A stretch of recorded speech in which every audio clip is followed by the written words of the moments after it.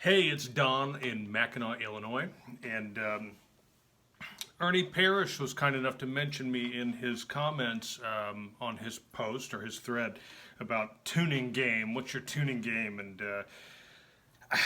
I don't know that I have one, but I'll just kind of give you my quick story. And pictured here with me is the only Noble and Cooley drum I own, unfortunately, but certainly will not be the last. This is Blondie. She's my 94 solid shell. And she's a 5x14, and she's got her die-cast tubes back on her, which the last video I posted, I said, yeah, I'm not doing that anymore. Well, I'm going back and forth a little bit. But my first snare drum was a Ludwig Acrolite. It was given to me by my aunt. And sadly, I sold that 70s Acrolite with my first drum kit, again, sadly. Over the years, I've collected other drums, and this being my holy grail, this is the snare drum I always wanted. I always wanted a a Noble and Cooley solid shell. And I finally got one a few years ago, and she doesn't disappoint. But the way I learned to tune a snare drum, and I'll get to the other drums probably in a separate video, is my first Modern Drummer magazine was given to me by my mom when I was 10 years old, and it had Bernard Purdie on the cover. He was wearing a yellow sweater vest, I think it was, and I think there was an Ask a Pro column with Simon Phillips, and they said, Simon, how do you get this great snare drum sound? Because he's always had a really live, open, cutting sound with lots of body, but it was super crispy, and that's Simon Phillips. And anyway, Simon's thing was, if you take the lugs closest to the snare bed and crank them down and create this kind of roller coaster where it's higher on the outside and lower down here, then that's going to keep a better connection with the snare bed, which all of you guys with Noble and Cooley snare drums, you'll know that the snare bed on these things is really, it's cut very well, number one. Number two, it's a pretty good chunk out of the drum, right? Not as big of a chunk as some of the things you see, which are really extreme. But anyway, with the die-cast tube, I don't know if that theory applies, because the actual hoop itself isn't going to bend like, say, a triple flanged. That being said, I have done that with a lot of drums for a very long time. So you crank it down in the snare bed, leave it looser on the outside. Bottom head is definitely tighter than the top, pretty much always for every drum on the kit and the snare drum. But I seem to get a really good sound out of this guy, and I do prefer, I should say, medium to high tunings. Lately, with other drums, I've been doing a lower tuning on the top, like a big-time lower tuning. I'm a big fan of Todd Zuckerman, and I've been doing a lot of recording lately in central Illinois, and I have found that I am backing them way off. Like, not Tom Petty and the Heartbreakers breakdown, like that super fat, what some people call a baseball bat to a birthday cake, fat sound. But I've been going a little lower. But that being said, Blondie here is, she's still in a medium to high range. And what I found while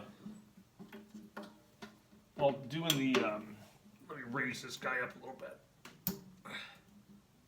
What I find when you do that whole Simon Phillips trick is you don't have to, like, my snares are barely above buzz.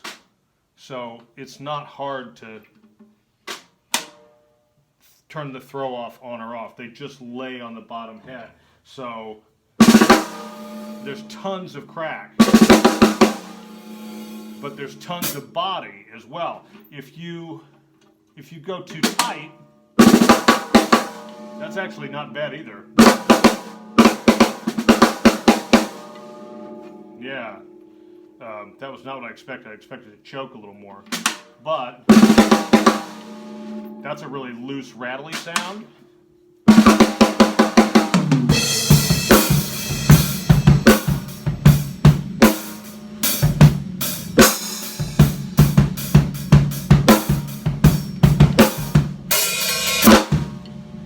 Which, it sounded really rattly by itself, But once the whole drum kit came into the picture, you don't notice it, right?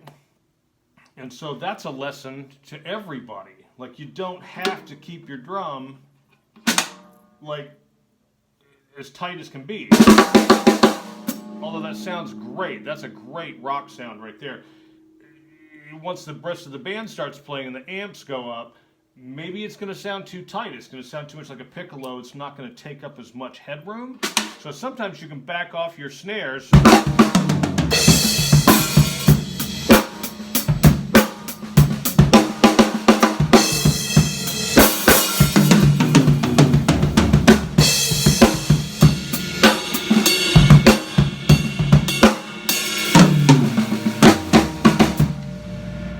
Really rattly.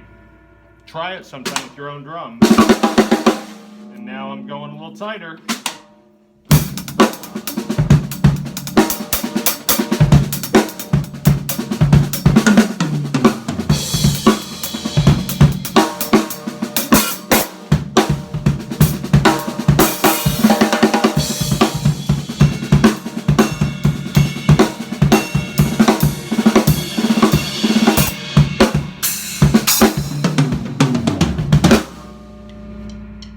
Again, tight bottom head, pretty tight top head. Oh, and forgot to mention,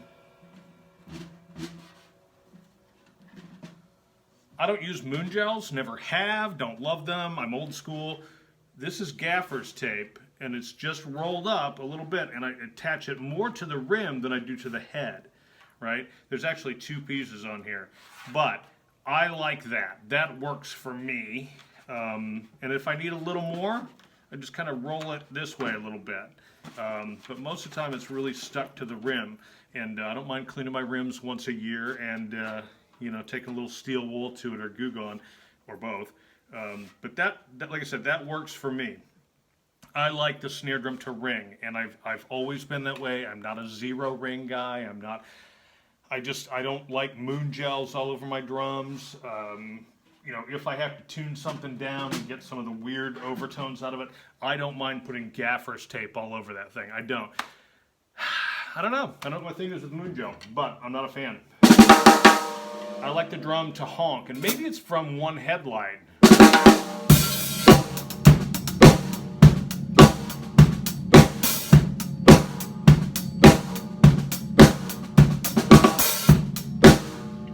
That Matt Chamberlain honking drum sound. Anyway, that's the scoop on the snare drum.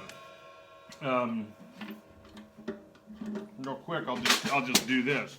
Lift the snares up, give you a taste of how high it is. And then the top head is more like.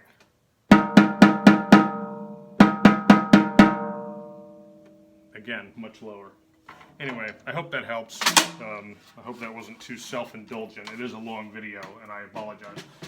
But once you get me talking about drums, forget it, right? And we're all kind of like that.